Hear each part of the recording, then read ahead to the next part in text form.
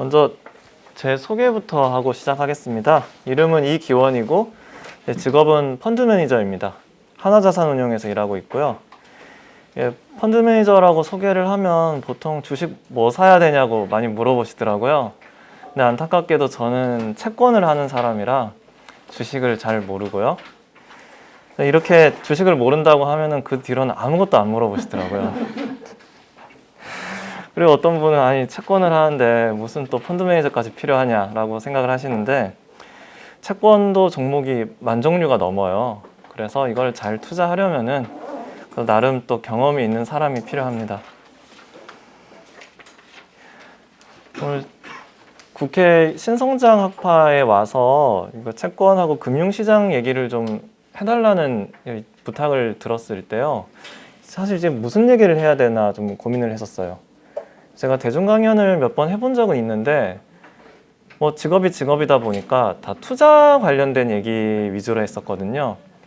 뭐 채권을 본다는 거는 이제 금리를 보는 사람이고, 금리를 보려면은 뭐 통화 정책도 좀 봐야 되고 환율도 봐야 되고 이런저런 뭐 전반적인 이제 거시 환경 하에서 이제 보통 이제 개인들한테는 이런 환경에서 어떤 상품에 투자하는 게 좋은지, 예를 들면 뭐 제가 생각했을 때 지금 채권 살 때가 아닌 것 같으면 채권 팔고 주식 사는 게 좋을 것 같아요 정도는 얘기할 수 있잖아요. 종목을 얘기를 안 하는 거라도.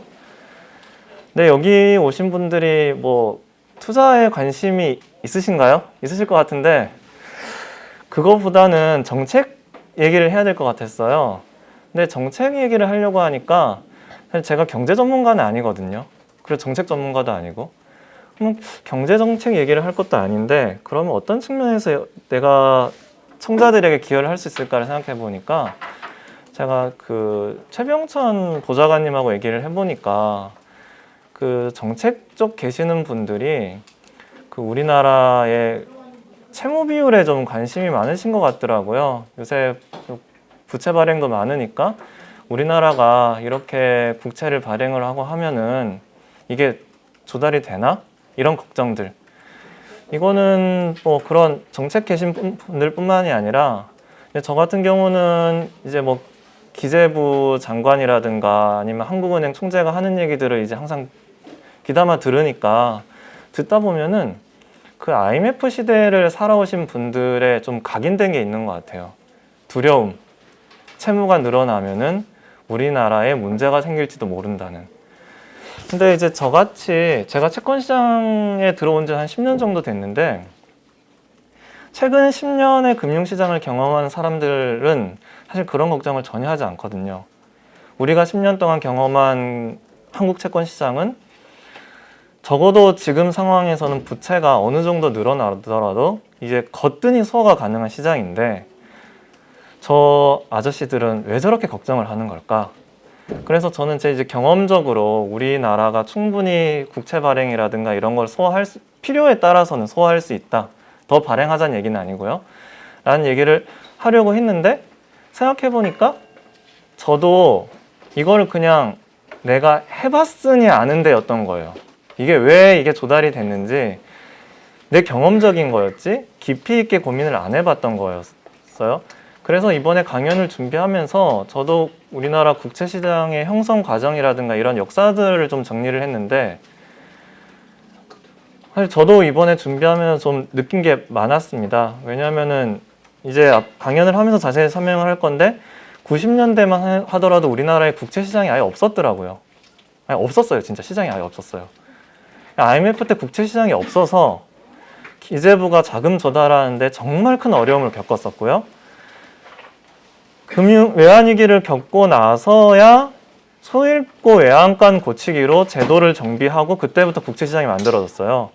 그러니까 저는 국채시장이 만들어지고 10년 정도 자리가 잡힌 뒤에 들어와서 이제 완전히 정비가 된 걸 본 사람이기 때문에 이게 당연하게 누린 거였는데, 20년 좀 더 전만 해도 완전히 무에서 유를 창조한 거였더라고요. 그래서 저는 오늘 그 국채시장의 그 역사랑 이 국가가 채무를 발행하는데 이거를 수월하기 위해서 어떤 제도들을 만들었고 그게 어떻게 자리를 잡았는지 그 제도적 관점에서 좀 강연을 하려고 합니다.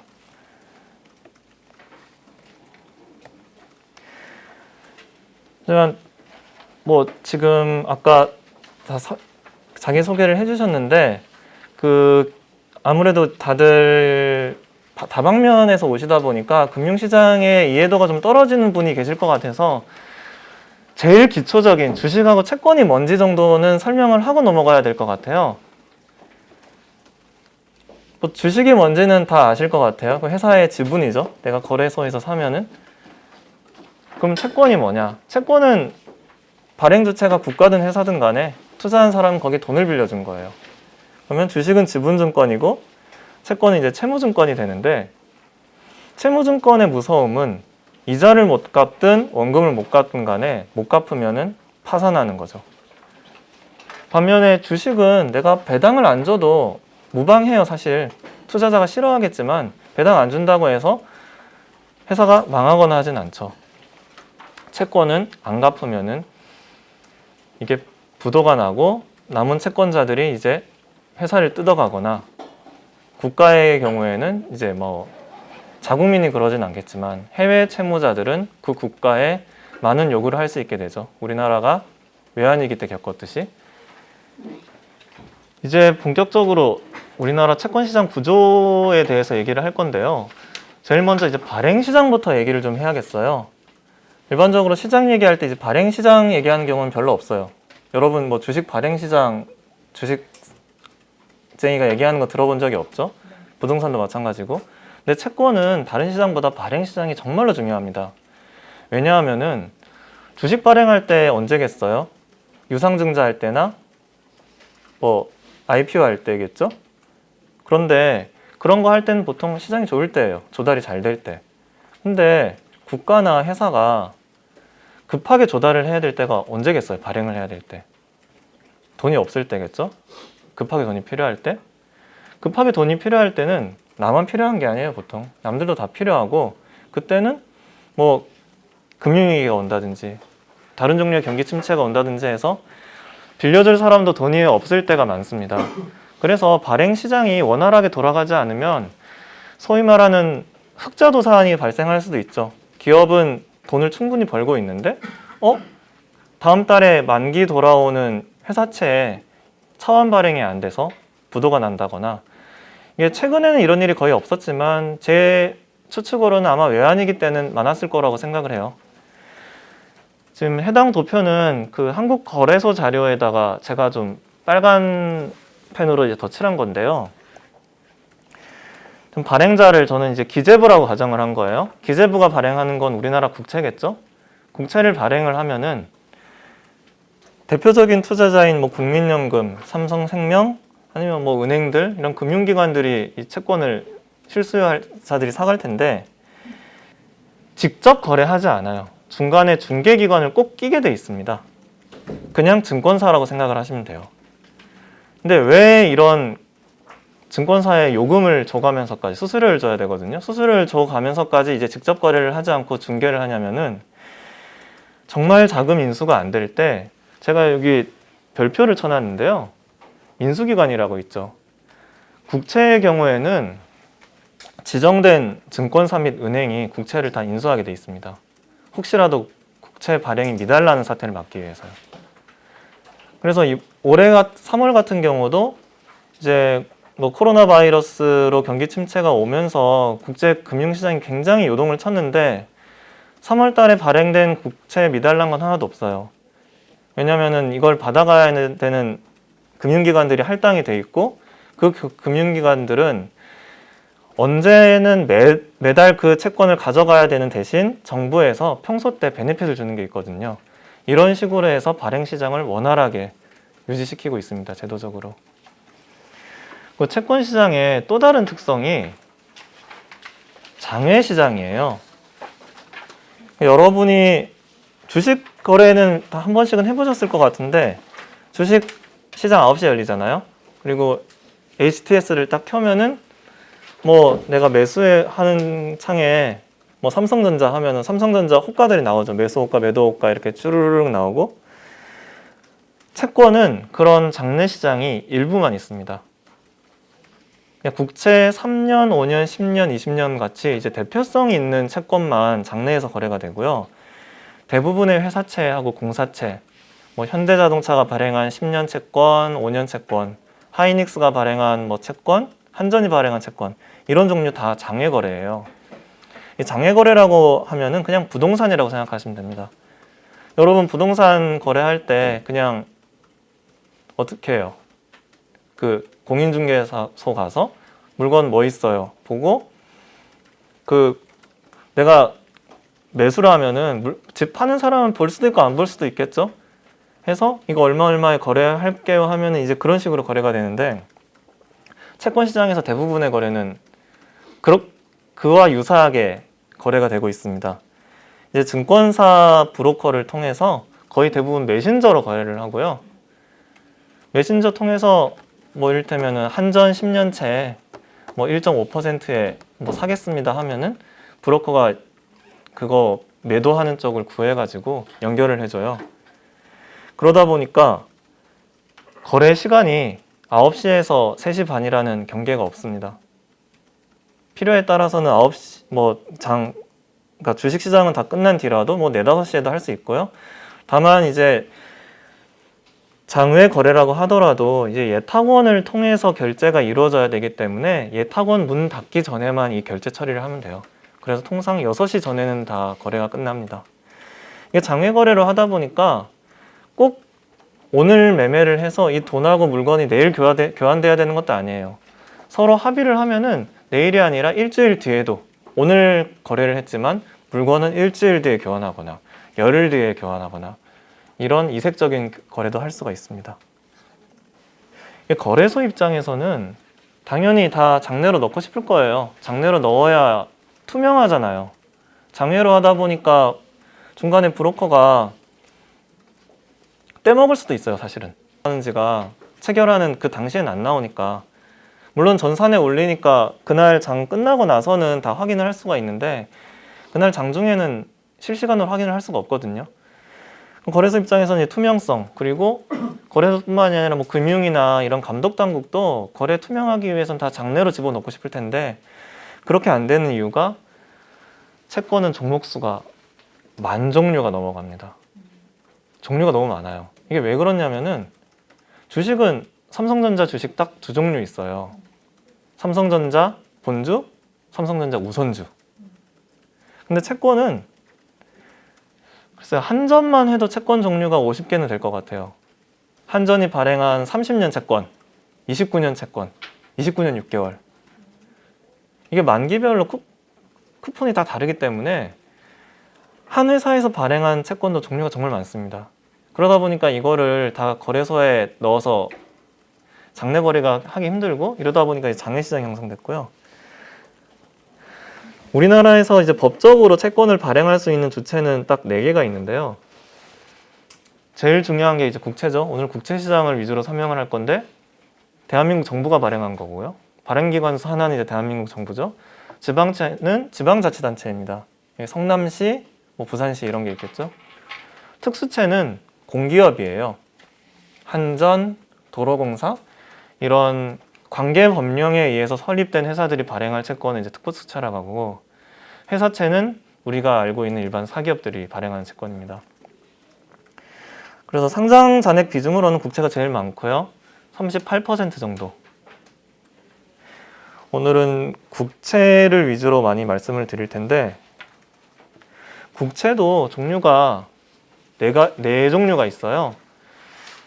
이 중에서 제일 중요한 게 국고채입니다.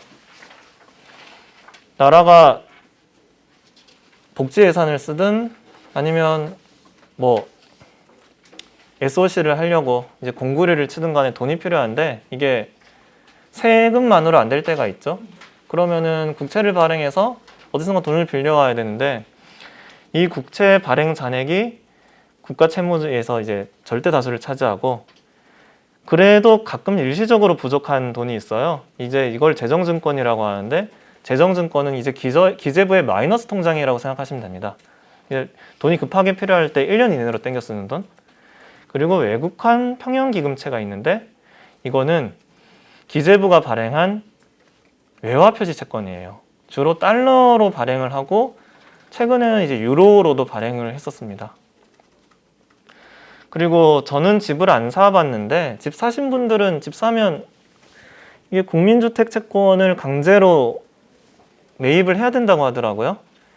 그래서 발행 방법에 첨가 소하라고 되어 있는 게 그걸 의미하는데요. 나라가 이제 집 팔면서 요거 국민주택 채권 팔아가지고 재원을 또 조달하는 게 있습니다. 그러니까 기재부가 돈을 조달하는 이제 가장 많은 부분이 이제 국고채라고 말씀드렸는데 2008년도에 국고채 발행 잔액이 290조 원 정도였고요. 작년에는 611조 원이었습니다. 한 10년 사이에 잔액이 한 2배로 늘었죠. 2배로 늘었고 GDP 대비 비중은 21%에서 31%가 됐네요. 매년 채무 비중이 이제 늘어나고 있고, 다만 국고채가 늘어난 만큼 이제 채무 비율이 안 늘어난 이유는 그 사이 우리나라 경제 규모도 자연스럽게 커지면서 부채 비율은 똑같이 안 늘어난 거죠. 여기서 주의하셔야 될 게 국고채 대비 GDP 비중이에요. 이게 국가 채무랑은 좀 다른 개념입니다. 국가가 진 부채의 대부분은 국고채긴 하지만 아까 말씀드렸죠. 외국한 평형채도 있고 그리고 국채에는 포함이 안 되지만 국가 채무에는 국가가 보증한 채무도 포함이 돼요. 그러니까 일부 공기업 부채 중에 국가가 보증한 거는 국가 채무로 됩니다. 그래서 제 기억에 작년 말 기준으로 GDP 대비 국가 채무는 한 40% 정도였던 것 같아요. 그리고 올해는 국고채 발행 자체가 늘었으니까 40%보다는 연말 기준으로 한 45%는 뭐 갈 것 같은데 국가 채무도 매년 조금씩 증가하고 있죠. 이제부터 이제 금리 얘기가 나오기 시작할 건데요. 제가 이거 한국은행에서 받은 자료입니다. 국고채 3년 금리하고 10년 금리를 우리나라 정부에서 제공하는 최장기간 데이터를 그린 거예요. 국채 3년 금리는 이제 98년 하반기부터 있고요. 10년 금리는 2000년부터 있는데요. 금리 데이터가 98년 이전 게 없다라는 거는 이게 무슨 얘기일까요? 시장이 없다는 얘기죠. 데이터가 있다라는 얘기는 누군가 거래되는 내역들을 정리를 하고 그 종가를 관리를 한다는 얘기인데 데이터가 없다는 얘기는 누가 채권을 얼마에 샀는지 아무도 모른다는 얘기입니다. 그러니까 거래가 되더라도 투명하지 않고 내가 지금 채권을 이 금리에 사는 게 맞는지 안 맞는지 아무도 모른다는 얘기예요. 국고 3년 금리가 98년 전에 없었다라는 얘기는 98년 이전에는 채권 시장, 유통 시장이 거의 없었다는 얘기고요. 반면에 미국 같은 경우에는요. 이게 60년대 초반부터 데이터가 있습니다. 이때부터 이미 미국은 유통시장이 있었고요. 이게 국고채 10년 데이터로는 60년대부터 미국은 데이터가 있고 그 전에 미국이 2차 대전 때 발행한 그 전쟁 채권 데이터도 미국 연준에서는 일간 금리로 구할 수가 있어요. 그러니까 그만큼 미국은 부채에 대해서 굉장히 예전부터 이 유통시장의 중요성을 중요하게 여기고 관리를 해왔다. 그러니까 미국이란 나라가 금융위기의 중간에 있었고 지금 국가 채무 비율이 100%를 넘어감에도 불구하고 저렇게 원활하게 자금을 조달할 수 있는 데는 사실 수십 년 동안 쌓인 이 시장을 발행 시장과 유통 시장을 관리하는 제도적 장치들 그리고 여기에 투자를 하려는 기관들 이 하부 구조를 오랫동안 만들어 온 또 결과물이기도 한 겁니다.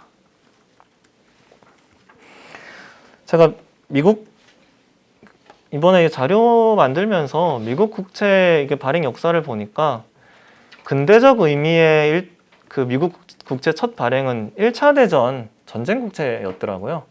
그러니까 남북 전쟁 때도 발행이 있긴 했는데 그거를 이제 근대 채권으로 보진 않는 것 같고요. 미국에서도 1차 대전 전비 조달을 위해서 국채를 이제 발행을 했는데 1차 대전이 끝나고 나서 이걸 갚으려고 보니까 당장 한 번에 갚을 수가 없는 거예요.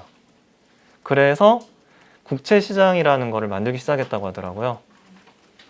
차환을 해야 되니까. 역사가 굉장히 오래된 거죠. 오늘 해야 될 얘기가 이 국채 시장 이 주요 연역에 거의 다 녹아 있습니다. 제가 그 국가기관에서 나온 여러 자료들 취합해가지고 국채 시장의 이제 주요 히스토리를 정리를 했는데, 이게 1950년에서 94년까지가 완전히 붕 떠 있습니다. 그러니까 이 사이에도 몇몇 이벤트들이 있었어요. 뭐 70년대 뭐 국채 시장 조성을 위해서 뭐 장외 시장을 만들고 했다는 얘기는 있지만 사실상 큰 의미가 없었고요. 그래서 50년대에 이제 뭐 건국 국채를 최초 발행한 이후에 40년의 세월이 국채 시장이 없이 그냥 붕 떠 있고요. 94년도에까지도 강제 소화 방식으로 국채를 발행했다라고 자료에 나와 있더라고요. 이 강제 소화 방식이 뭐냐면은 그냥 금융기관한테 내가 이를테면 뭐 정부가 3년 국채를 2조를 찍을 건데 삼성생명, 지금은 국민은행인 주택은행이겠죠. 주택은행 이런 금융기관한테 너희 6%에 일괄적으로 그냥 무조건 다 사. 이렇게 그냥 강제로 떠넘기는 겁니다. 예전에는 그랬던 것 같더라고요. 이게 가능한 이유가 나라가 채권 발행을 많이 안 했기 때문이에요. 많이 하지 않고 유통해야 될 필요성을 많이 못 느끼다 보니까 그냥 그때그때 급하게 돈이 필요하면 금융기관에 떠넘기는 방식으로 했던 것 같고요. 그러다가 이제 94년도에 공개 입찰 방식으로 바꿨는데 그때까지만 해도 여전히 유통시장은 전혀 형성되지 않았던 것 같아요. 그리고 96년도에 이제 우리나라가 OECD에 가입을 하죠.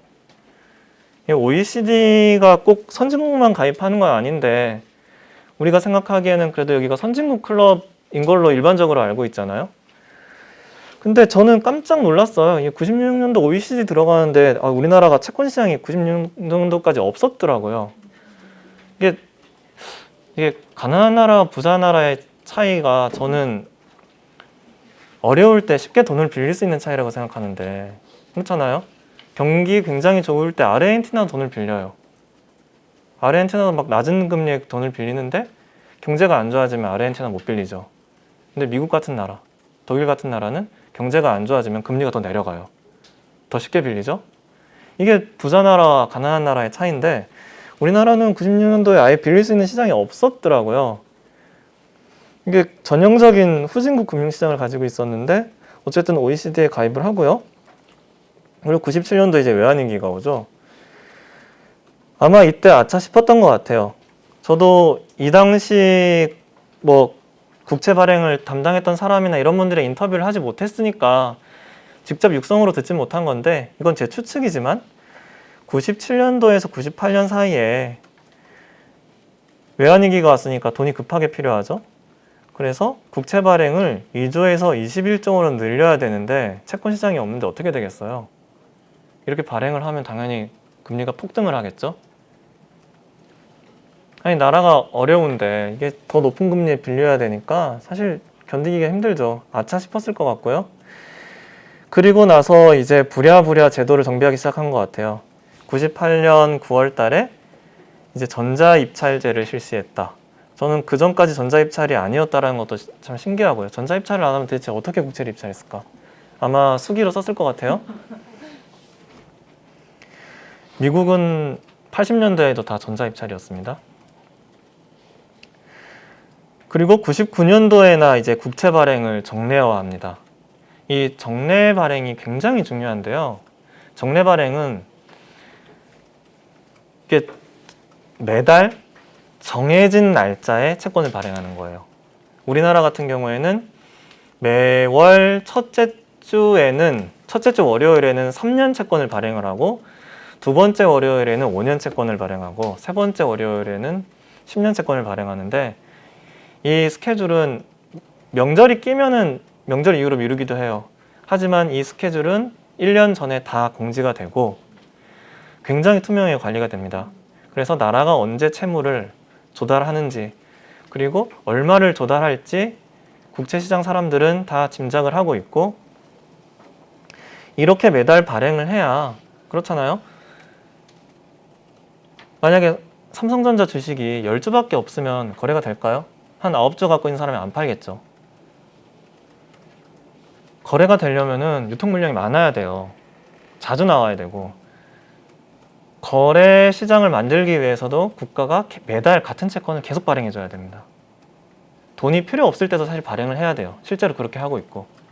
그렇게 해서 시장이 원활하게 유동성을 가지고 돌아가게 하는 게 이제 정례화가 필요하고요. 그 다음 99년도에 PD 제도라는 걸 만듭니다. PD가 아까 제가 그 발행 시장 구조 보여드리면서 인수단의 개념을 말씀드렸는데, PD의 의무 중 하나가 국채를 무조건 인수하는 거예요. 평상시에는 국채를 사고자 하는 수요가 많기 때문에 사실 PD가 없어도 되는데 10년에 한 번 정도는 예상치 못한 일이 일어납니다. 2008년 금융위기 같이 모두가 아무것도 안 사고 싶을 때가 있고요. 올해 3월처럼 모두가 아무것도 못 사는 시기가 오죠. 그럴 때도 국가는 주요 금융기관으로 하여금 의무를 할당을 시켜서 특정 월에 혹시라도 모를 미입찰 사태를 방지합니다. 그러니까 98년도에 이미 소를 다 이뤘는데 99년부터 이제 제도를 정비하기 시작하고요. 99년도에 드디어 선물시장이 생깁니다. 이전까지 선물시장도 없었죠. 그리고 2000년도에 시가평가 제도가 생기는데요. 시가평가 제도가 2000년도에 생긴 것도 정말 뜨악할 일입니다. 이게 시가평가가 뭐냐면은, 주식 같은 경우는 워낙 거래량이 많다 보니까 종가라는 개념이 있어요. 그런데 채권은 아까 제가 말씀드렸지만 만 종목이 있고, 거래가 안 되는 채권은 뭐 일주일 동안 거래가 없을 수도 있어요. 예를 들면 뭐 한전 7년짜리가 거래가 일주일 동안 없었는데 그 사이에 국채 금리는 거래가 많이 있었잖아요. 그러면은 국채 7년 금리가 올랐는데 한전 7년 금리가 거래가 없었다고 해서 그대로 놔둘 수는 없죠. 그래서 우리나라에는 채권 평가사 세 군데가 있고요. 이 세 군데가 다양한 이제 금융공학적 방법을 이용해서 거래가 안 된 채권도 국채 금리 움직임이라든가 아니면 유사한 채권들의 거래에 준용해서 평가 가격을 내줘요. 그래서 2000년 이전에는 채권을 사면은 그냥 가격이 안 변했습니다. 가격이 안 변하니까 당연히 내가 채권을 사고 싶어도, 아니 가격이 1년 동안 안 변했어. 내가 이거 어떻게 알아요? 그쵸? 아니 뭐 아파트를 사도 내가 뭐 대치동에 음마아파트를 사고 싶다. 살 수는 없죠 저는. 사고 싶은데 옆 단지 아파트가 얼마에 거래됐는지가 있으면 그거라도 준거해서 내가 이 정도 살 수 있겠나 하잖아요. 근데 만약에 서울에 아파트가 한 채만 있다. 그리고 거래가 10년 동안 안 됐어요 만약에. 야 그럼 나 이거 얼마에 사야 돼? 매도하는 사람도 매수하는 사람도 알 수 없죠. 예, 시가평가 제도가 생기기 전에 우리나라 채권 시장이 딱 그랬다는 얘기입니다. 완전 깜깜이었다는 얘기죠. 그리고 2000년에 들어와서 겨우 10년 만기 채권이 발행이 됩니다. 10년 만기가 대부분의 나라에서는 이게 그 기준 채권이에요. 근데 우리나라는 10년 채권도 2000년에 생겼습니다. 채권 시장을 유지하는데, 이 안정성을 유지하는데 제일 중요한 게 이제 국채 딜러 제도고요. 이게 아까 그 프리마리 딜러, PD 제도인데요. 증권사 10개, 은행 7개를 매 분기 이제 선정을 해서요. 1년 단위 선정을 해서 의무를 져요. 국채 시장 발행할 때 매수를 하거나 유통시장에서 호가를 내게 하는 의무를 주고, 대신 이제 국채 입찰을 얘들만 들어갈 수 있습니다. 입찰에 독점할 수 있는 권한을 이제 평소에 줘서 좀 당근과 채찍을 같이 주는 거죠. 의무 사항을 보면 이게 굉장히 빡센데요. 이제 발행 시장에서 발행 물량의 10%를 인수하라고 돼 있죠. 근데 기관이 17개였어요. 발행 물량의 10%를 17기관한테 할당을 주면 당연히 어떤 애는 이걸 달성을 할 텐데 못하는 애가 생기죠. 그러면은 평가를 해서 탈락을 시킵니다. 그냥 경쟁을 시키는 거예요. 이러니까 당연히 국채가 대부분의 기간 동안 초과 입찰이 됩니다. 사야 되니까. 그러니까 국채 시장을 항상 초과 입찰을 유지하기 위해서 정부가 제도를 마련한 거예요. 그리고 유통시장에서는 지표 종목별로 양방향의 조성호가를 제출한다라고 돼 있는데, 이게 여러분 그 주식 투자할 때 주식 호가창이 있잖아요. 매수호가, 매도호가 촘촘하게 있죠. 근데 채권 같은 경우는 거래 단위가 이제 10억이고 다 기관 투자자다 보니까 뭐 금융위기가 왔고 갑자기 어느 날 뭐 리만 브라더스가 파산했다. 채권 사고 싶겠습니까? 아무도 안 사고 싶죠. 호가창에 완전히 비는수가 생겨요. 그러면 그걸 방지하기 위해서 이 PD 기관들한테 너희는 무슨 일이 있어도 싫어도 호가를 대야 돼. 그러니까 매수호가, 매도호가를 걔들 보고 내게 하는 거예요. 얘들은 싫어도 해야 되니까 정말 재수 없으면 이게 막 체결이 돼요. 금리가 막 요동이 치면. 그러면 얘들은 사기 싫어도 샀다가 금리가 폭등하면은 손실이 나요. 하지만 국가가 부여한 의무이기 때문에 울며 겨자 먹기로 이슬 금융위기 때는 또 해야 됩니다. 예, 국채 선물 거래량은 이제 더 빡세죠. 200% 하라고 돼 있는데 이거 죽어나겠네요. 증권사 PD들 얘기를 들어보면은 채권 시장에도 보험사에서 일하는 사람이 있고 저처럼 자산운용사 일하는 사람이 있고 증권사에서 PD 한 사람이 있는데 PD가 제일 극한 직업입니다. PD는 밥도 잘 못 먹어요. 점심을 잘 못 먹어요, 진짜. 왜냐면 호가를 대야 되니까. 그리고 입찰이 이제 매주 있잖아요. 입찰 때 무조건 받아야 돼요. 무조건 받는다는 게 뭐 우리나라가 10년 채권 발행도 매달 뭐 2조 3조씩 하는데 무조건 받으면은 몇 천억씩 받잖아요. 사실 한 기관이 큰 데는 특히나 뭐 KB증권 이런 큰 데는 내가 10년 채권을 몇 천 개를 그날 무조건 받아야 되면은 이거 그냥 몇 천억을 내가 순으로 들고 있다가 금리가 뜨면은 그냥 잘려요. 그러다 보니까 이거 발행 전에 미리 해지한다고 국채 선물을 매도하든가 아니면은 다른 만기의 국채 선물을 공매도해서 이거를 해지하는 작업을 해요. 이것도 굉장한 테크닉이 필요한데 아차 하는 순간에 또 손모가지 날아갑니다. 이게 굉장히 극한 직업이에요. 자, 이런 극한 직업을 하는 대가로 국고채 입찰에 독점적으로 참여할 수 있는 권한을 부여하죠. 그러니까 국채 입찰은 이 PD기관만 받을 수 있어요. 그리고 이제 정부로부터 국고 여유자금을 저리로 지원받는다고 하는데 이거는 별 베네핏은 아닌 것 같고요. 왜냐면은 이제 큰 금융기관들은 어차피 조달금리가 낮아서 이건 큰 의미가 없고, 그래서 제가 PD 하는 사람한테 물어봤어요. 이게 PD 하는 게 그 금융기관한테 과연 이득이 되냐. 왜냐면 PD를 하면은 손실이 크거든요. 회사 입장에선. PD 하면서 돈을 벌 수는 없어요. 이거는 항상 손실을 감당하면서 해야 되는 작업이고, 그래서 PD 부서는 적게는 항상 몇 억에서 매해 몇 억에서부터 많게는 수십억을 까먹게 되는데 회사 입장에선 당연히 금전적으로 손해죠. 그래서 국고채 입찰 독점적으로 참여할 수 있는 권한을 주거나 이렇게 하는 게 이걸 다 커버할 수 있냐? 노라고 대답을 하더라고요. 그래서 소규모 기관들은 이거 자진해서 내려놓기도 합니다. 그래서 주로 참여한 기관들이 대형 증권사 그리고 대형 은행들이 되는데, 그럼 얘들은 이거 왜 이렇게 열심히 하세요? 라고 물어봤더니 밑에 답이 딱 적혀 있죠. 부총리 표창을 수여한다. 표창은 사장님이 받습니다. 자, 그러면은 우리 KB증권이나 NH증권 같이 돈 많이 벌고, 그러니까 PD 부서에서 30억 깨먹어도 다른 부서에서 100억씩 버는 회사는 사장님이 상 받는 게 더 중요하죠.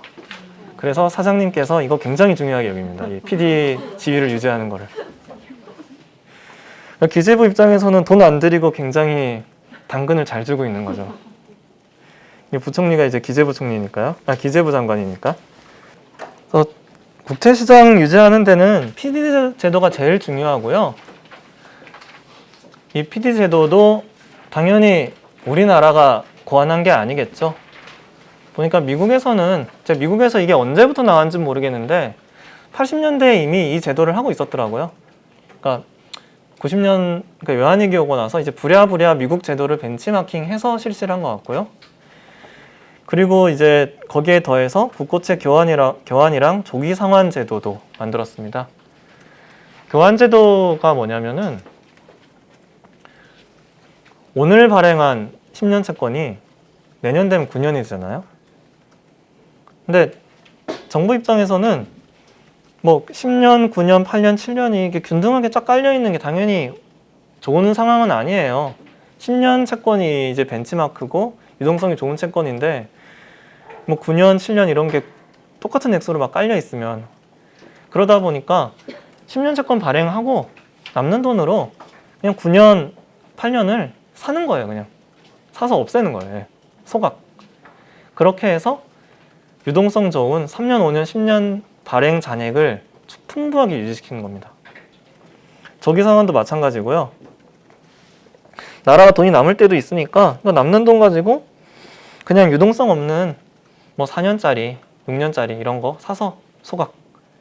이렇게 해서 지표물을 많이 남겨서 채권 시장에 유동성을 공급하는 거죠. 이거는 이제 아까 말씀드렸던 시가평가 제도인데요. 2000년쯤에 이제 시행됐다고 했죠. 신문 기사가 있어갖고 제가 갖고 왔어요. 이거 한국경제신문 기사인데 제목이 이렇죠. 반세기 검은 거래 관행 뒤흔든 혁명. 시가평가 하기 전에 금리가 뭐 매입금리로 그냥 다 장부 평가되고 아무도 이 평가금리가 얼마인지 알 수가 없으면 내가 다른 사람한테 고의적으로 채권을 싸게 팔아도 사실 잡아내기가 힘듭니다. 예전에는 이런 일이 비일비재했다고 하고요. 고의적으로 비싸게 팔거나 싸게 팔거나 해서 그 이익을 특정인이 챙기는 행위들을 했었을 것 같은데 시가평가가 생기면서 이런 관행들이 좀 많이 없어졌습니다. 시장의 투명성이 더 많이 생겼겠죠? 그래서 정부의 이런 국채시장 선진화 노력에 힘입어서 2003년도에는 3년, 5년 채권 비중이 이제 발행 잔액으로는 76%였는데 19년도에는 38%가 됐죠. 그 사이 10년뿐만이 아니라 20년 채권이 생겼고요. 30년 채권이 생겼고 지금은 50년 채권도 발행을 하고 있고 정부의 만기 구조가 굉장히 늘어났습니다. 만기 구조가 분산되면은 당연히 자금 조달하기가 좋죠. 단기 채권이 몰려 있으면 특정 연도에 차환 발행해야 되는 것들이 집중될 수가 있는데 그 해 무슨 일이 일어날지 아무도 알 수 없죠. 그러면은 당연히 50년 동안 균등해서 상환하는 게 정부 입장에서는 특정 해에 몰리는 거를 분산할 수 있고 투자자 입장에서도 훨씬 안심하고 살 수 있게 되고요. 국채시장 유통 거래도 그래서 장기 거래가 많이 늘어났어요. 2003년도에는 10년 이상 채권 거래가 2%밖에 안 됐네요. 근데 19년도에는 27%로 거래량도 많이 늘었습니다. 점점 선진시장이 되고 있죠. 채권 시장이 좀 선진화되면서 외국인도 우리나라 채권을 많이 사고 있죠. 06년도에 외국인의 지금 우리나라 국고채 매수 잔액이 4.2조 원이었네요. 이거밖에 안 샀는데 이게 금융위기 오기도 전이었는데 이거밖에 없었네요. 그다음 매년 늘어납니다. 08년도에 20조 원 그리고 19년도에는 지금 98조 원이나 갖고 있네요. 외국인이 우리나라 국고채를 비중으로는 16% 정도입니다. 이게 지금 한 15% 내외에서 안정적으로 유지가 되고 있는데 외국인의 매수 비중 자체는 사실 국제시장 안정성의 중립적인 재료예요. 외국인은 한국인 투자자와는 다르게 뭐 상황이 안 맞다 싶으면 언제든 팔고 떠날 수 있잖아요. 또 국가에서 이거 팔 비틀어 갖고 야 너 무조건 사 이렇게 할 수 있는 것도 아니고 그러다 보니까 뭐 올해만 해도 3월 달에 외국인들은 채권 시장에서 좀 많이 팔았습니다. 많이 팔고 떠났고 이게 좀 상황 안 좋을 때는 국채 금리를 올리는 그러니까 좀 상승시키는 요인이기도 했고요. 하지만 긍정적인 거는 우리나라에 들어오고 있는 이 외국인 자금의 구성인데요. 지금 우리나라 국채를 보유하고 있는 외국인의 50%가 해외 중앙은행입니다. 우리나라 국채는 외국 외환보유고가 됐습니다. 그러니까 우리나라가 미국 국채 사고요. 일부는 독일 국채도 갖고 있겠죠? 이렇듯이 중국 중앙은행이 우리나라 국채 많이 갖고 있고요. 또 일부 나라들이 우리나라 몇 년 전에는 호주 중앙은행도 우리나라 국채를 매입하기 시작을 했었고요. 지금 단일 국가 중에서는 아마 중국이 제일 많이 갖고 있는 걸로 알고 있어요. 그리고 스위스 중앙은행도 우리나라 국채를 매입을 하고 했었습니다. 이 데이터를 금감원에서 원래 공시를 하다가 국가별로 어느 나라 중앙은행이 샀는지 최근 몇 년 전부터는 이게 클레임이 있었나 봐요. 해당 중앙은행들로부터. 그래서 이제 나라별로는 발표를 안 하기 시작을 했습니다. 하지만 이제 기재부에서는 매년 이제 국채백서라는 걸 발행을 해서 이제 토탈 비중 정도는 알려주는데요. 50% 정도입니다. 외환보유고라는 건 사실 좀 의미가 깊죠. 중앙은행이 산다라는 거는. 중앙은행이 산 채권은 이게 뭐 투자 목적으로 산 것도 아니고요. 뭐 어렵다고 해서 쉽게 파는 채권도 아니고 우리나라 채권이 사실 어느 정도는 이제 안전자산으로 인정받기 시작했다라는 증거고요. 그래서 50%나 외환보유고라는 얘기는 이제 굉장히 긍정적이죠. 우리나라 채권이 외환보유가 됐다. 그래서 작년 9월에 IMF에서도 보고서가 나왔어요. 한국 국채가 안전자산 성격을 보이기 시작했다라는 워킹 페이퍼였는데요. 제목은 제가 이거 자료라고 해놓고 적어놨죠. Recent Shift in Capital Flow Pattern in Korea. 이거 관심 있으시면 한번 그냥 이대로 구글에 치면 그대로 나옵니다. 예.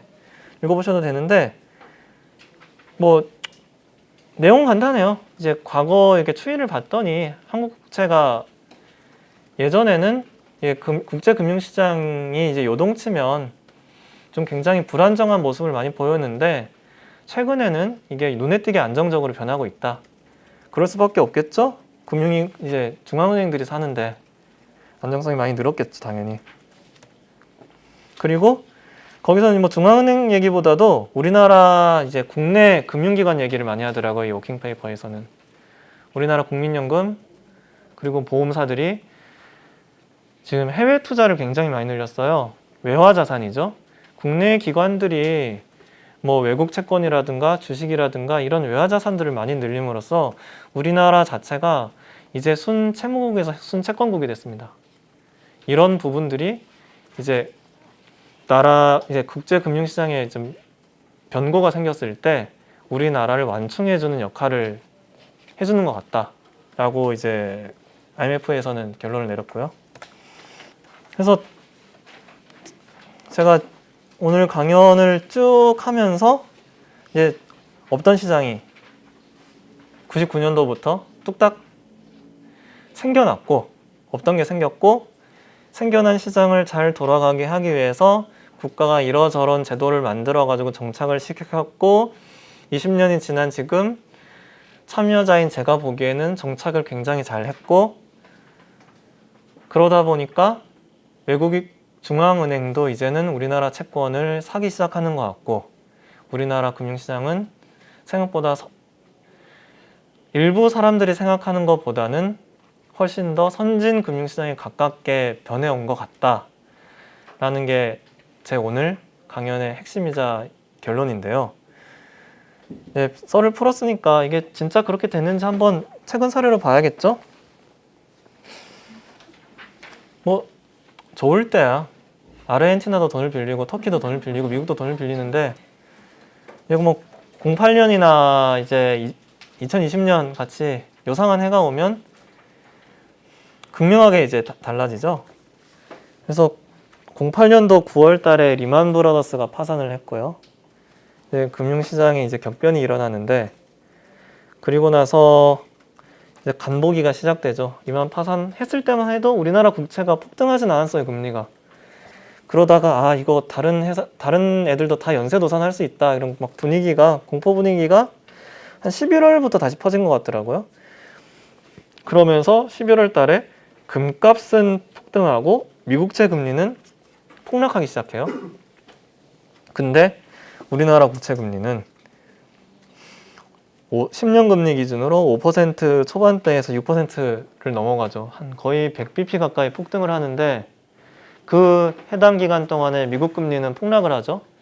이게 당연히 금융위기가 오면 안전자산 수요가 늘어나서 금리가 내려야 되는데 우리나라는 이제 위험자산 취급을 받았고요. 이때 당연히 나라 입장에서는 채권을 비싼 돈 주고 조달을 해야겠죠. 조달 금리가 올라갔으니까.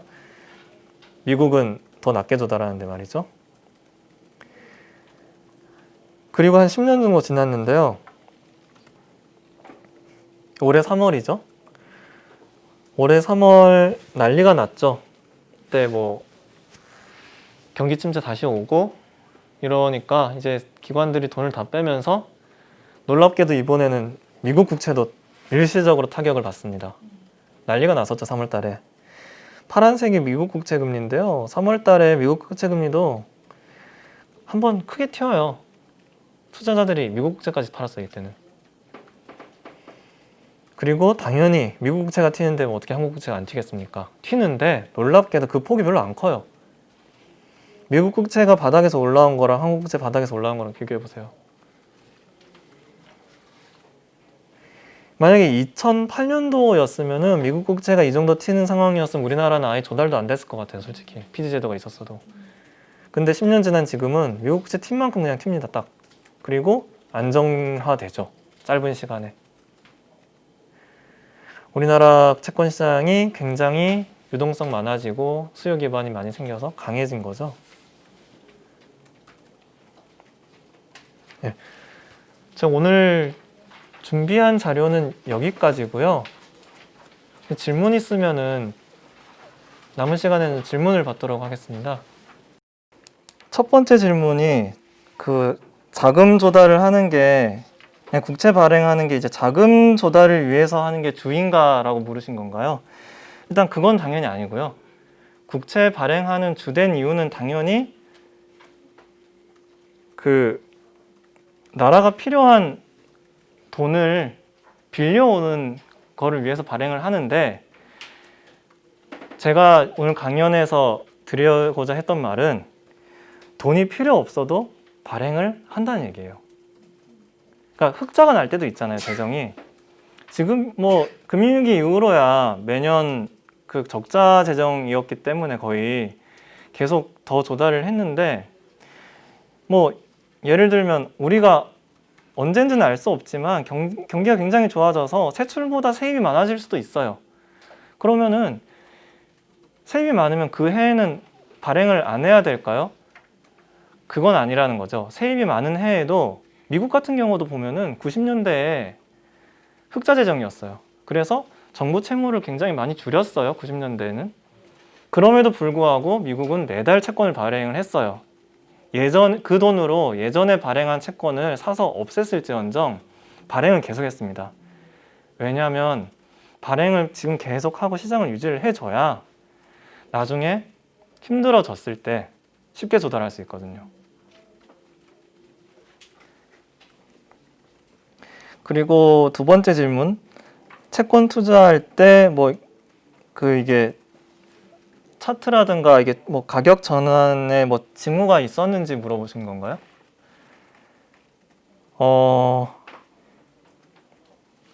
이게 사실 다양한 걸 보는데요. 뭐 그날 선물 단타 쳐서 먹고자 할 때는 분봉도 보고요, 틱 차트도 보고, 좀 길게 보고 이 국면을 볼 때는요, 제일 많이 보는 게 채권, 이게 뭐 주식 시장이나 이제 경기 사이클 측면에서도 채권의 장단기 금리 차를 굉장히 많이 봅니다. 장단기 금리라는 게 나라가 발행하는 채권이 10년 금리도 있고 3년 금리도 있고, 그리고 그냥 한국은행 기준금리도 있잖아요. 근데 경기 침체가 오기 전에는 보통 10년 금리가 기준금리보다 아래로 떨어져요. 이 얘기는 제가 한 달 뒤에 한 번 더 발제를 할 건데 그때 좀 자세하게 설명을 드릴게요. 그때 하려고 좀 아껴뒀던 거거든요. 일단 도표에 대해서 물어보셨죠? 이게 좌축이 제가 표시를 안 했는데 이게 금리예요. 금리 퍼센트. 그리고 우축은 제가 골드 금 USD 우축이라고 해놨죠? 금 가격이에요. 달러 표시 금 가격. 금, 예, 골드. 도표에 보면은 회색 줄이 하나 또 있거든요. 지금 빨간색, 파란색도 있고. 그렇죠, 예, 금이에요, 금. 금 가격. 이 우축 이게 금 가격이고요. 그리고 이 파란 선하고 이 주황 선이 이 오른쪽에 금리요. 예, 축을 제가 이중축으로 해서 좀 헷갈렸을 것 같습니다. 이게 금리만 그리면 명쾌한데 뭐 안전자산의 왕인 금도 한번 비교해보고자 이제 같이 그렸고요. 리만 때보다 올해 3월 변동성이 작았는데 이게 한국 자산이 이제 뭐 안전자산이 됐기 때문이냐라고 물어보신 건가요? 한국 제를 좀 더 안전자산으로 보고 있습니다. 예, 저는 그렇다고 생각을 하고 있습니다. 그때보다 일단 우리나라 내부적으로도 제도적 기반이 훨씬 더 잘 정립이 됐어요. 우리나라가 10년 채권 발행한 것도 2000년밖에 안 됐기 때문에 2008년만 해도 10년 국채가 생긴 지 채 10년도 안 된 시점이었고요. 외국인 투자자들도 이제 막 한국에 들어오던 시점이라 08년도에는 그냥 다 털고 나가기 참 좋은 시점이었던 것 같기도 하고, 근데 그때보다 지금 들어온 외국인 투자자들의 질, 중앙은행이 많이 늘었다고 말씀드렸죠. 그리고 우리나라 자체적으로 채권을 소화할 기반, 국민연금만 해도 지금 뭐 한 600조 넘었는데 10년 전보다 한 2배로 늘어났거든요. 그러니까 채권을 사줄 수 있는 국내 기관 수요도 많이 늘어났죠. 그러다 보니까 시장이 훨씬 탄탄해졌고요. PD 제도도 그때보다 더 잘 자리 잡았고. 혹시 그게 그 K 반영이랑 상관관계는 없나요? 그러니까 그 코로나로 저희가 종식을 좀 잘 시켜가지고 외국인들이 빠져나가는 게 적게 나갔다든지. 제가 건 쓰신 걸로 간주하겠습니다. 제가 그것까지는 잘 판단을 못 하겠습니다. 예. 알겠습니다. 네 번째 질문. 예. 우리나라가 금리 낮추는 게 가능한지 여쭤보셨죠? 그리고 금리 낮추면 채권 조달을 하는 게 유리한지, 그리고 IMF 이창용 국장님이 일드 커브 컨트롤도 언급했는데 뭐 여기에 대한 언급을 일단은 금리 낮추는 게 더 가능한가에 대해서는 이거는 이제 뭐 저같이 그 여의도 어중이 떠중이보다는 한국은행 총재의 입을 빌리는 게 맞는 것 같아요. 총재님이 더 내릴 수 있다고 했어요. 그러면 다 내릴 수 있겠죠? 예, 한국은행 총재가 더 내릴 수 있다고 했는데, 근데 단서를 달았어요. 이게 우리나라가 기축통화국이 아니기 때문에 미국보다 더 내릴 수는 없다는 뉘앙스로 말을 했고요. 지금 우리나라 기준금리가 0.5%고 미국은 이제 기준금리를 레인지로 잡는데요. 0%에서 0.25%예요. 그렇게 보면은 아마 우리나라가 내릴 수 있는 금리의 하단은 한국은행은 0.25 정도를 마지노선으로 보는 것 같습니다. 이게 금리를 낮추는 게 채권 조달하는 데 유리한가? 금리 자체는 채권 조달하는데 유리하지도 불리하지도 않은 재료인 것 같아요.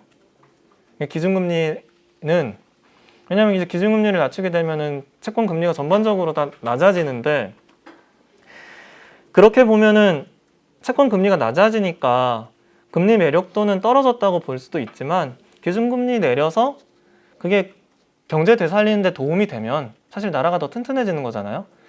그래서 금리 내리는 것 자체는 국채 소화에 전 중립적으로 보고 있습니다. 그리고 이창용 국장님 일드 커브 컨트롤 언급하신 거는 저도 한번 찾아볼게요. 저도 이 부분은 사실 처음 들어가지고요. 이분 언급하신 거는 이거 좀 찾아보겠습니다. 금융시장 참가자한테 국채는 이제 어떤 의미인가 라고 물어보셨죠? 이게 뭐 레포 담보물로의 가치가 큰 건지, 아니면 투자자들한테 뭐 안전자산이라는 의미가 큰 건지.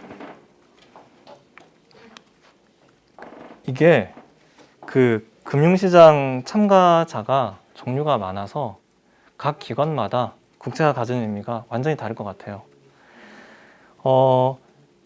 우리나라 국채 시장의 실수요자는 사실 그 레포 담보로 쓰려고 하는 증권사가 아니고요. 실수요자는 보험사입니다. 삼성생명, 뭐 하나생명, 교보생명. 삼성생명만 해도 지금 국채 보유를 제가 정확히 몇 조인지는 모르겠는데 일단 50조 이상은 갖고 있을 거고요. 50조에서 100조 사이로 갖고 있을 것 같고, 뭐 교보하고 하나도 합치면은 50조 넘겠죠? 그 두 개 합쳐하고 100조 넘을 거고요. 지금 국고채 발행 잔액이 600조인데 보험사들 거 다 합치면 한 200조 넘을 것 같아요. 제 어림짐작으로. 국민연금 갖고 있는 국채도 수십 조는 되겠죠? 보험사 입장에서는 보험사는 주로 장기 국채를 사는데요. 10년 이상, 20년, 30년, 50년까지도 사는데 보험사가 장기 국채를 사는 이유는 보험사들이 발행한 그러니까 보험 상품들이 만기가 길잖아요. 30년 뒤에 이제 연금 줘야 되고 그런 보험사가 가지고 있는 상품을 30년 뒤에 돌려주려면은 내가 30년짜리 채권을 사가지고 지금부터 미리 투자해 두는 거예요.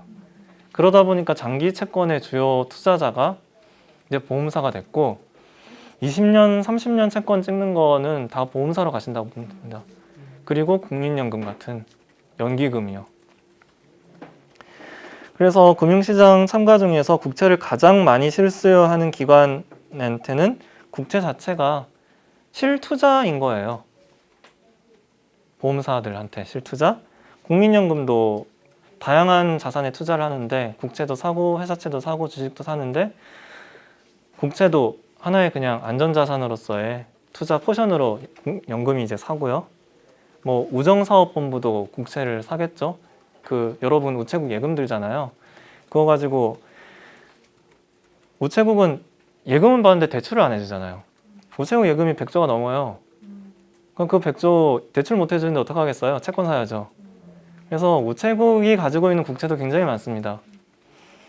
그래서 실투자로서의 국채를 수요하는 데가 많고 증권사 같은 경우는 갖고 있는 걸로 이제 담보로 해서 뭐 레버리지를 일으켜서 다른 회사채를 사서 좀 더 수익을 얻거나 하기도 하는데 그 규모가 이런 대형 투자기관에 비해서는 작은 편입니다.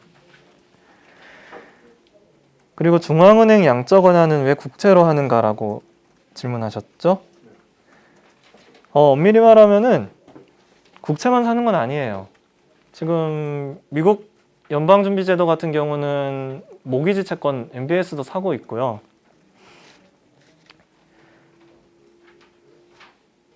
왜 국채를 사는가 하면은 일단 국채 금리 자체를 낮추는 게 그렇잖아요. 국채는 그 나라에 있는 가장 낮은 금리예요.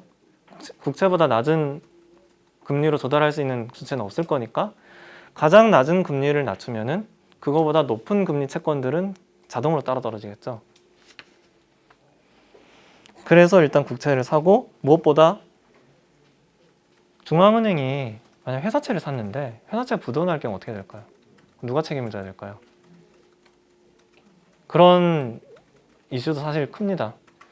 우리나라 한국은행도 지금 법을 바꿔달라고 하고 있어요. 한국은행이 뭐 공사채라든가 이런 걸 샀을 때 그 손실이 났을 때 지금 법으로는 그 손실에 대한 책임을 그 판단을 내린 금통위원들이 져야 되는 조항이 있더라고요.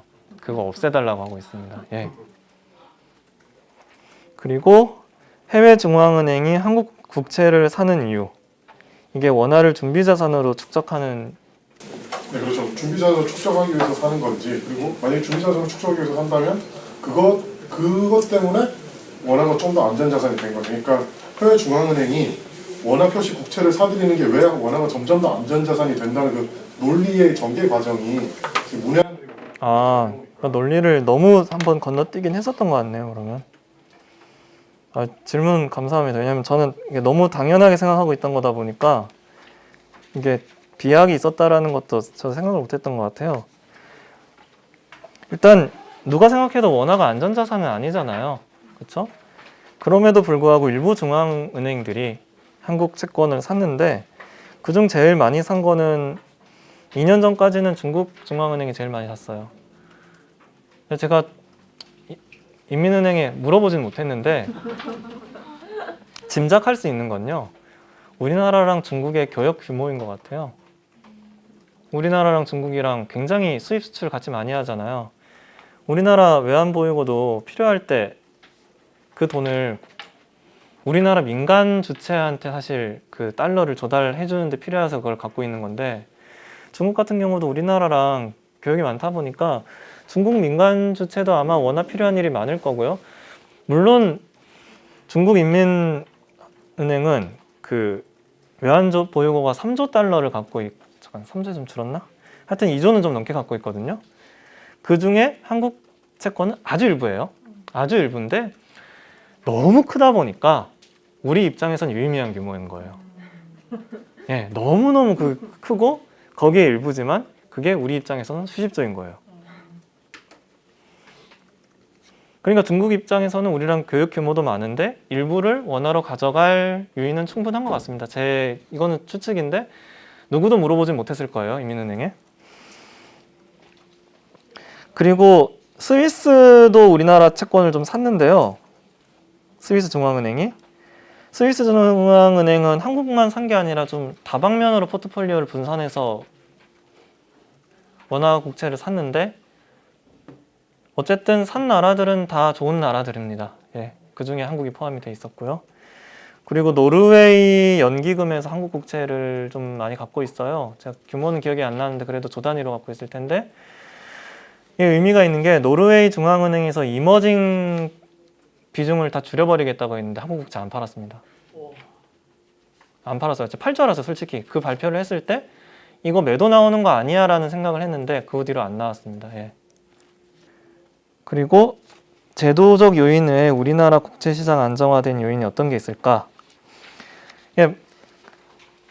오늘 제가 이게 제도적 측면에서 말씀을 드렸는데 사실 이게 다는 아니고요. 이게 나라가 발전해 가면서 제도가 같이 발전한 거죠, 사실은. 예. 뭐 우리나라가 70년대 후진국에 머물러 있으면 뭐 아무리 PD제도 만들고 한들 이게 뭐 외국인들이 사겠습니까? 이게 나라가 점점 선진국이 돼 가는 과정에서 제도가 같이 발전했다고 보셔야 될 것 같고요. 뭐 다른 요인은 그냥 우리나라가 잘 살게 된 거죠. 예, 선진국 대열에 이제 합류를 하게 됐고, 그리고 뭐 민주화된 정권도 갖고 있고, 그리고 뭐 외국인 입장에서는 우리나라가 외국인을 어느 정도는 차별을 하지만 그래도 중국보다는 훨씬 열려있는 금융시장이잖아요. 뭐 이런 측면들도 도움이 된 것 같고요. 사실 이미 선진국들은 MMT에 한 발 걸쳤죠. 예, 왜냐면 저도 그냥 MMT는 책 한 권 읽어본 게 다예요. 그 뭐 이름이 뭐더라? 그 가물가물한데 아무튼 거기서 말하는 골자가 국가가 아무리 이제 국채를 발행을 해서 해도 경제가 유동성 함정에 빠져 있는 한은 물가가 안 오를 거기 때문에 이를 이용해서 이제 완전 고용을 창출할 수 있다였던 것 같아요. 예, 이건지 좀 여기서 가물가물한데, 근데 놀랍게도 이번 코로나 위기가 오고 나서 미국도 심지어 그 기본소득에 가까운 이제 재난지원금을 뿌렸고요. 우리나라도 했죠. 다 부채 발행을 했죠. 그리고 물가도 안 오르고 금리도 안 올랐습니다. 그래서 이제 어느 정도 MMT에 다 한 발을 디뎠는데 문제는 이거를 이제 MMT를 보면 이론을 보면은 항구적으로 해도 문제가 없다라고 주장을 하는 것 같아요. 근데 이걸 항구적으로 했을 때 문제가 안 된 나라가 있는데 이제 일본이죠. 일본이 지금 한 10년 동안 이 짓을 하고 있는데 아직 물가가 안 오르죠. 근데 이거를 글로벌 규모로 다 같이 했을 때 어떻게 될지에 대해서는 아무도 장담을 할 수가 없습니다, 아직은. 예. 한 나라만 했을 때는 괜찮을 수도 있는데요. 미국과 유럽과 한국과 일본이 이걸 다 같이 했을 때 진짜 괜찮을까요? 진짜 부채 비율이 일본처럼 200%를 모두가 다 넘어갔는데 괜찮을까요? 솔직히 거기에 대해서 그 누구도 자신을 할 수가 없기 때문에 괜찮을 수도 있는데 안 괜찮으면 답이 안 나와요. 그때는 돌이킬 수가 없어요. 이건 제 개인 생각이에요. 예. 저도 이 이론에 정통한 사람이 아니라 그냥 주워 들은 생각에 제 생각을 덧붙인 겁니다. 그 코로나 위기가 안 끝날 수 있을 것 같은데 우리나라가 마이너스 금리를 해야 될 수도 있나? 근데 일단 지금 좀 중앙은행 이것도 제 얘기는 아니고요. 이제 뭐 연준의 좀 핵심 그 총재들 얘기를 들어보면은 미국도 마이너스 금리는 안 할 것 같아요. 이게 마이너스 금리가 일본도 하고 유럽도 했는데 이게 부작용들이 나오고 있어요. 일단 금리가 너무 낮아지니까 당연히 은행들이 대출 마이너스로 해줄 수가 없잖아요.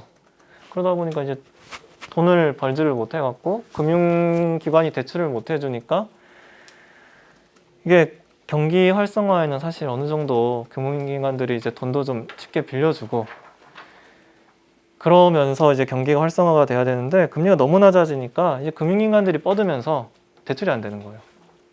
그런 부분 때문에 미국은 마이너스 금리가 부작용이 더 큰 것 같아서 그냥 딱 제로 금리 정도 하겠다라는 게 지금 생각인 것 같고요. 미국이 제로 금리 그러니까 마이너스를 안 하면 저는 우리나라는 마이너스 안 할 거라고 생각을 하고 있고 근데 요새 또 워낙 하루다르게 상황이 급변하다 보니까 이것도 내년에는 또 어떻게 될지 모르겠습니다. 근데 현재로서는 미국이 안 하면 우리나라도 마이너스 안 할 가능성은 매우 높다. 매월 채권을 무조건 받아야 되잖아요. 국채 발행을 할 때. 그러면은 뭐 KB증권, NH증권에서 국채 10년물을 각각 4천억씩 받았다. 그러면은 내가 월요일마다 4천억씩 이렇게 받아야 되면 월요일날 4천억씩 받고 그거를 순 포지션으로 갖고 있을 수는 없으니까 보통은 그 전주부터 이를테면 10년 발행이 있기 전에는 10년 선물을 조금씩 매도해서 월요일날 받을 포지션을 미리 다 없애요.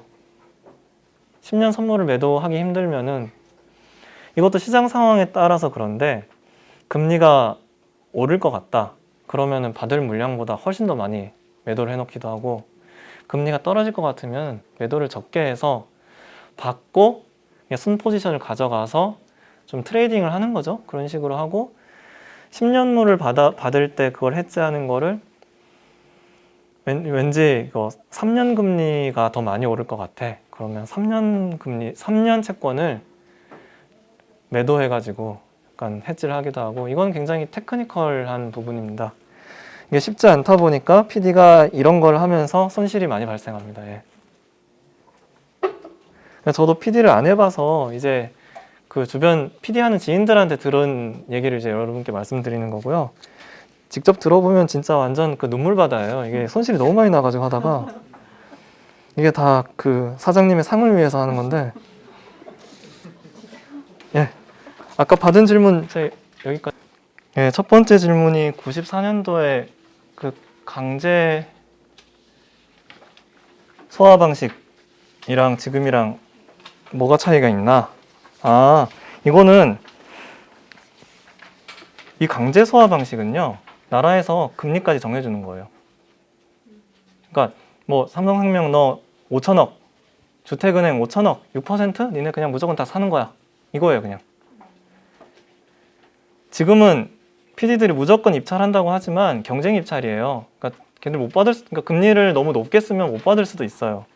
경쟁을 시켜서 당연히 금리를 낮게 쓴, 그러니까 채권을 비싸게 부른 쪽이 받아가게 되고 그 PD 평가할 때 이거 계속 떨어져 갖고 못 받아가는 애는 이제 낮은 점수 받아서 잘리게 되고 할당을 하긴 하지만 경쟁 입찰이라서 경쟁을 시키고 있습니다. 그리고 제가 이제 PD 제도 설명하면서 저는 이게 너무 당연하다고 생각해서 설명을 안 드렸었는데 그게 이제 일반인들한테는 이게 익숙치가 않아서 참 헷갈리셨나 봐요. PD들이 받은 물건은요. PD들이 결국은 다 팔아요. 이거 다 결국 다 보험사나 자산운용사나 연기금으로 결국은 다 들어가게 돼 있습니다.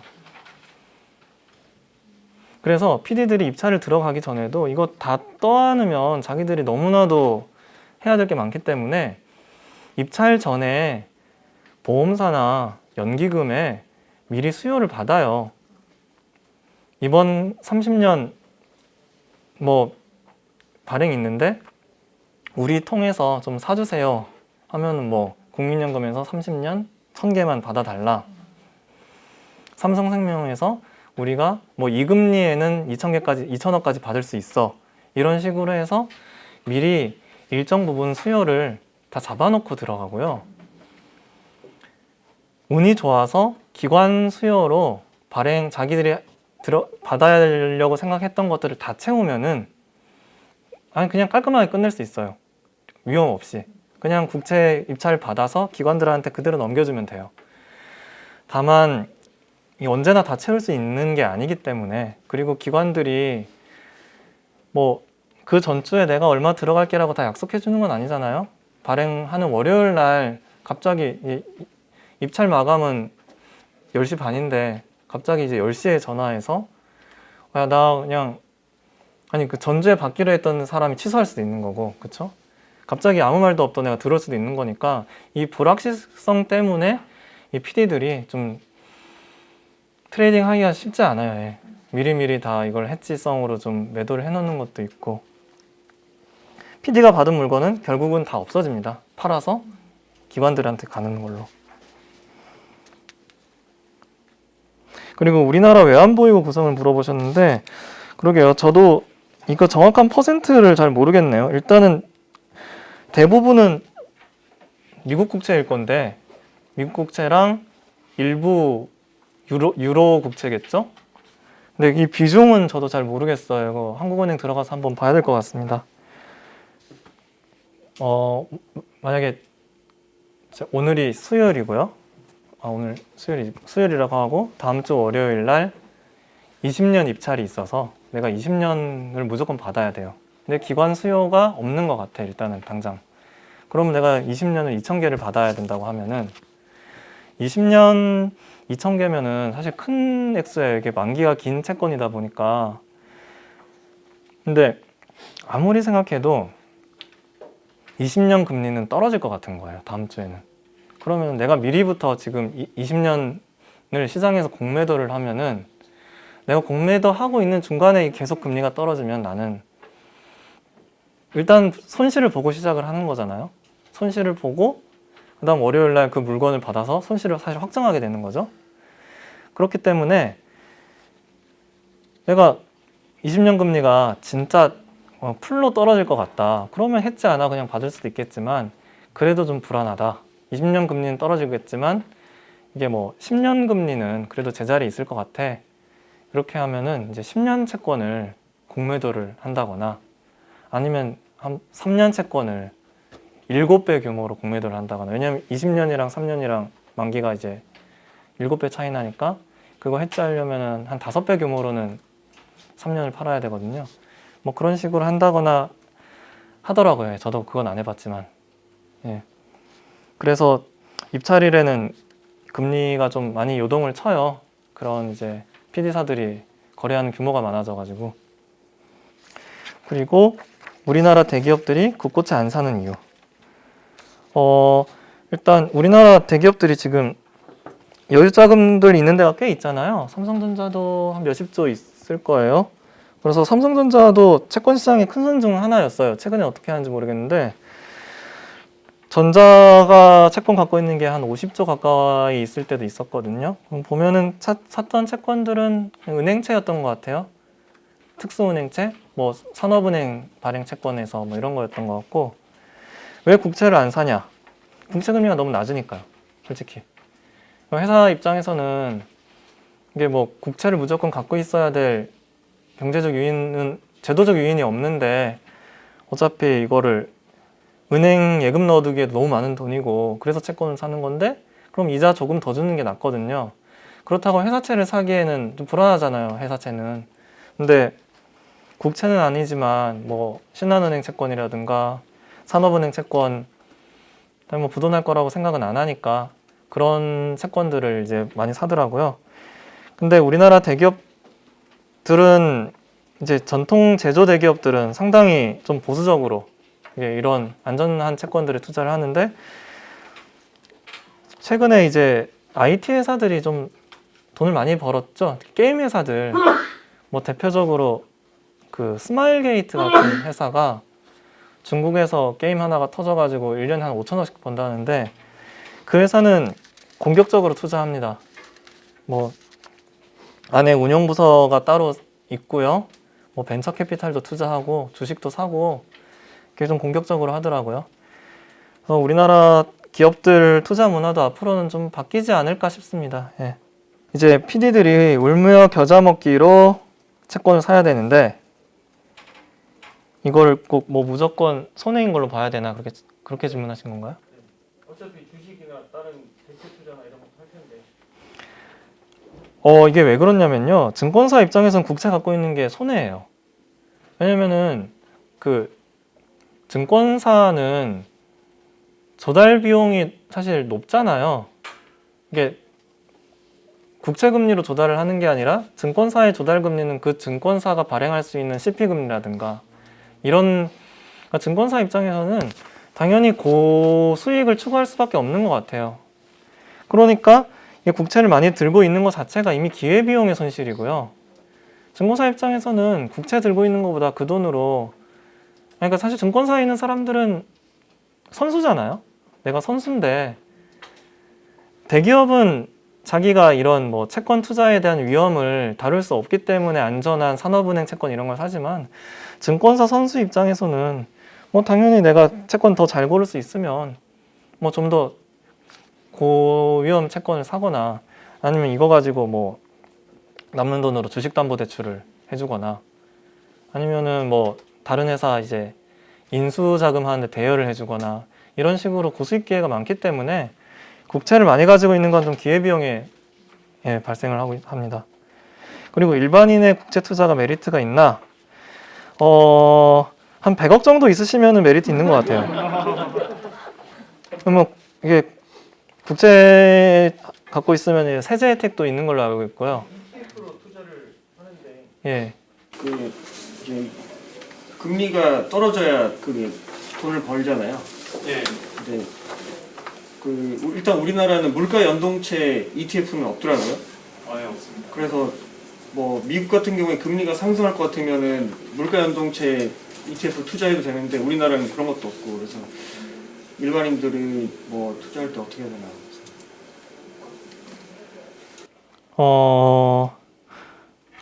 일단 지금 이거 좀 개인적인 생각인데 솔직히 1%대 금리의 국채 사서 개인이 굳이 뭐 먹을 게 안 남은 것 같아요. 여기서 이제 이자로는 1%밖에 못 먹는데 뭐 10년짜리 채권을 사서 금리가 떨어지면은 이제 그 캐피탈 게인, 자본 차익을 얻을 수 있거든요. 채권 가격이 올라가서 요 부분은 이제 다음 한 달 뒤에 제가 좀 자세하게 설명을 드려야 될 것 같은데 그런데 말씀드렸듯이 우리나라가 마이너스 금리를 가지 않는다면 이제 캐피탈 게인을 추구할 수 있는 여지도 많이 안 남아서 제가 보기에는 개인 입장에서는 굳이 국채를 사서 얻을 게 그렇게 많지는 않은 것 같고요. 우리나라 국채뿐만이 아니라 미국 국채 10년도 지금 0.7%가 채 안 되는데 굳이 저거 사서 뭐 먹을 게 있냐라는 생각이고 독일 10년은 마이너스 0.5%인데 사면 손해를 보는데 이것도 마찬가지겠고요. 그렇다고 15% 주는 아르헨티나를 사기에는 이제 간이 후달리고요. 그래서 지금 국채 투자하기에는 제 개인적으로는 별 좋은 시기는 아닌 것 같아요.